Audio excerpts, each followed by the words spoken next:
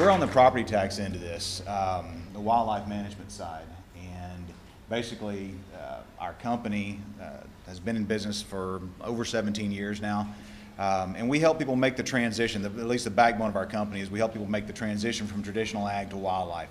So to give you an example of folks who might do it, a family like mine who had livestock all our lives, and things change and we decide we don't want to be in livestock anymore, but we can't lose that ag valuation, the lower property tax valuation. We can't lose that or we're going to lose the ranch.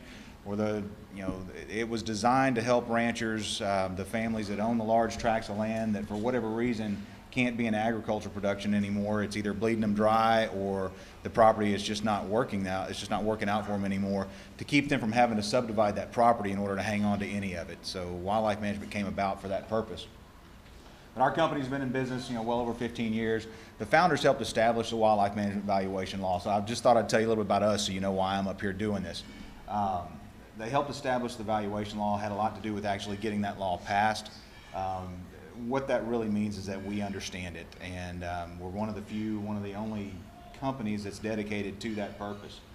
Central Texas based. We have a staff of wildlife biologists. That is really what our company is all about. We have a staff of guys who are the core of our company that do the consulting for landowners, and then you have guys like me that my guys are kind of like my bird dogs and my kids. They make me look like I know what I'm doing. I get to come out here and talk to you all about it and spread the word and try to help people understand it. The biologists do the work and the people in the office make sure that it happens and happens correctly. We've helped over 2,500 landowners make that transition. We're probably getting close to 3,000 now.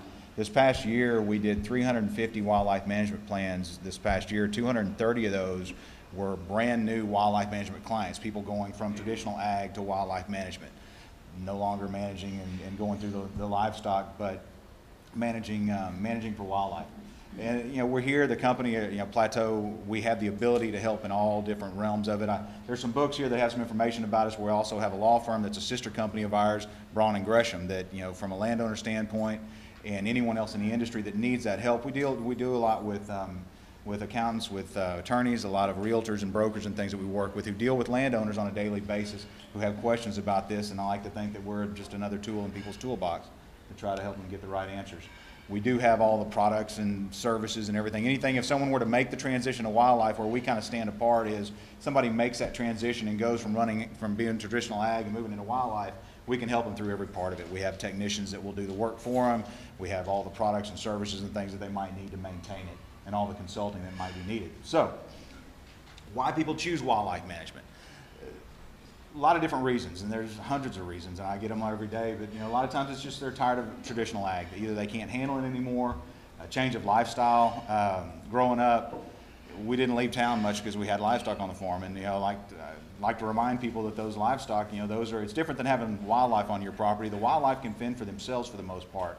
If something happens and my water runs dry, the deer will go somewhere else and find water. I'm not responsible for them necessarily. If my water runs dry and the cows die, I'm going to feel pretty bad about that. And that's one of the reasons we moved out of it. No more grass, no more water. It's kind of hard to keep cows alive. It takes a little more than you want to put into it. They might want to improve the property, improve the value of the property, improve the look of the property. I was just commenting today, a landowner, I do a lot of work in Gillespie County on a nice ranch out there, and when I didn't think about this, it dawned on me, but we saw turkey there for the first time last year. And about 8 years ago, when I was on this property with the landowner, he mentioned that they see turkey out by the river all the time, and he was wondering why they're not on your property. I said, well, because there's nothing here that they want.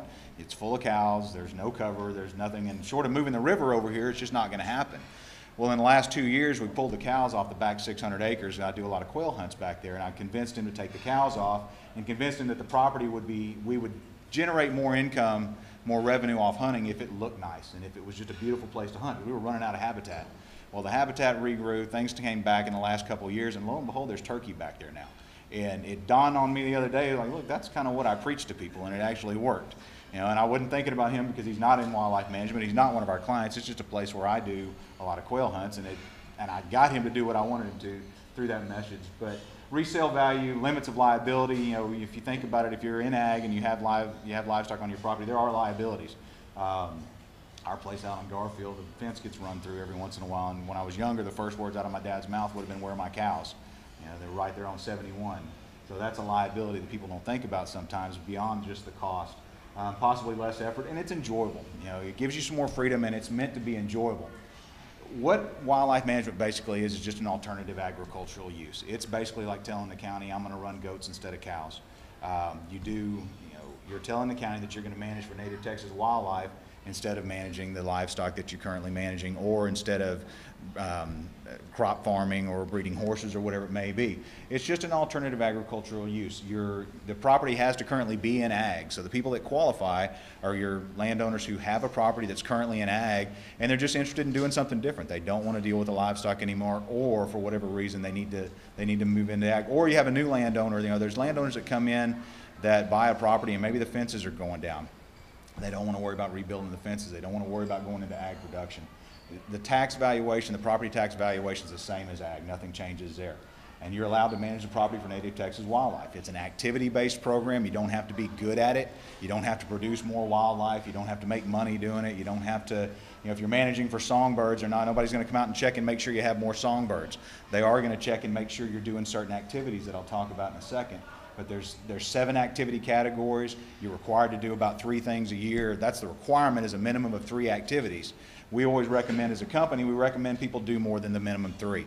That you try to do 4, 5, 6, as many as you want to, as many as you can, reasonably, to where you're not overburdening yourself. We always try to make sure that you're well beyond.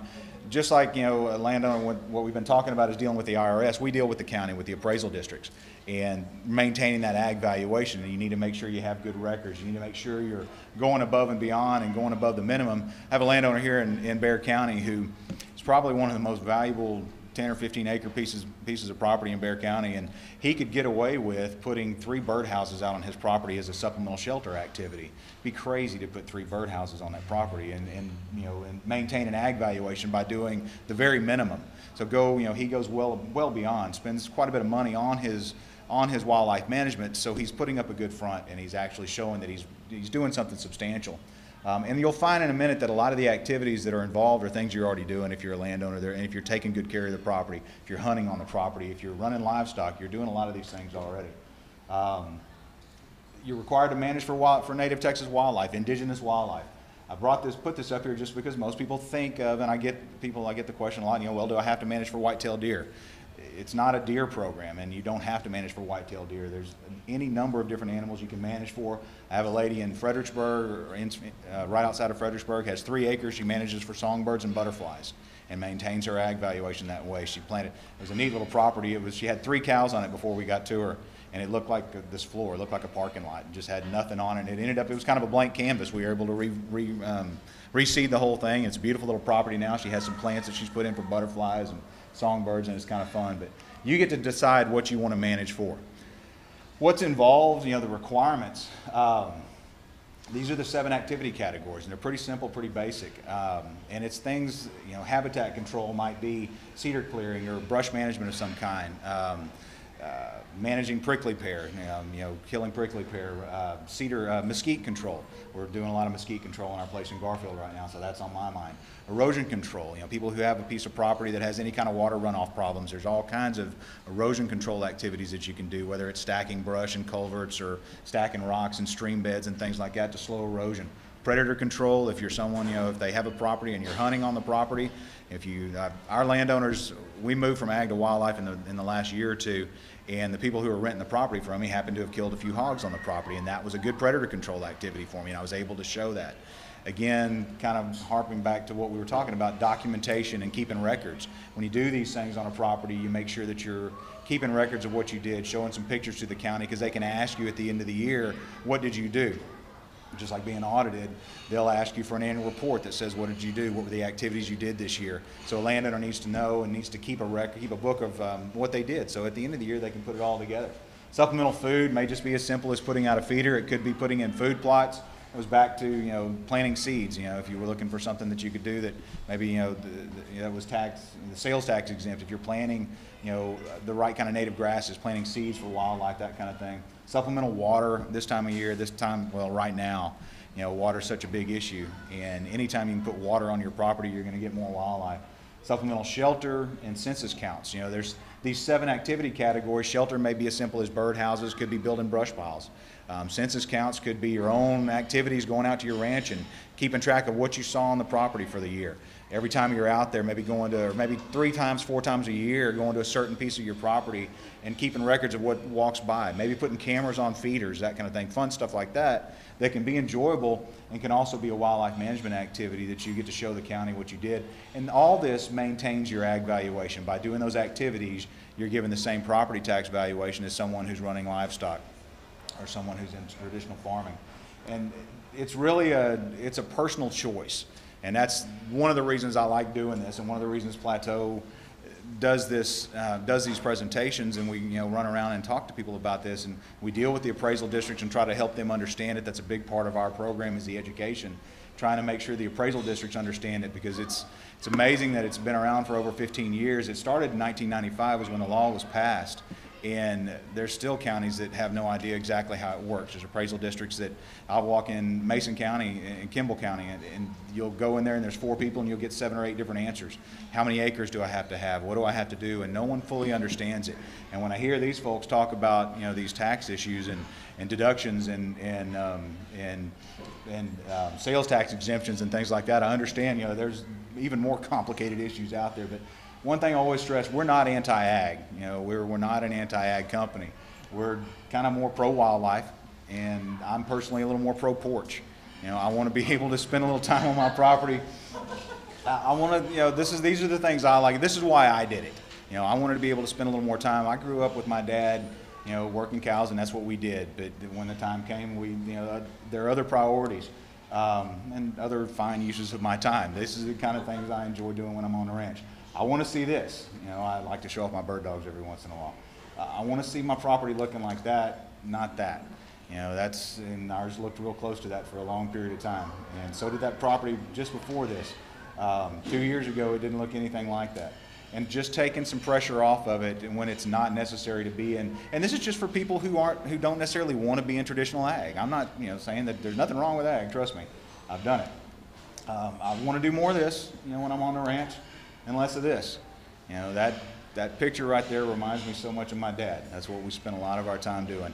And while it's still kind of fond of my heart, I just prefer he didn't have to do it either.